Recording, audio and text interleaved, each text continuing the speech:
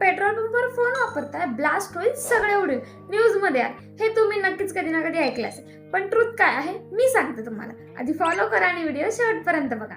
समजा तुम्ही पेट्रोल भरताना गाणे ऐकताय, पण तो पंपवाला दादा येऊन तुम्हाला ओरडतो, दादा फोन बंद कर नाही तर सगळं ब्लास्ट होईल.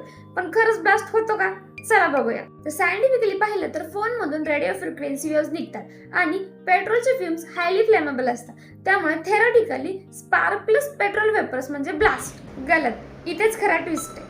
आताच्या स्मार्टफोनचे रेडिओ फ्रिक्वेन्सी वेव्ह इतके वीक असतात की ते स्पार्क क्रिएट करूच शकत नाही. भाई तुझा फोन बॉम्ब नाहीये. आणि 1999 पासून सायंटिस्ट टेस्ट करत आहेत की फोनमुळे पेट्रोल पंपवर आतापर्यंत एकदा पण ब्लास्ट नाही झाला.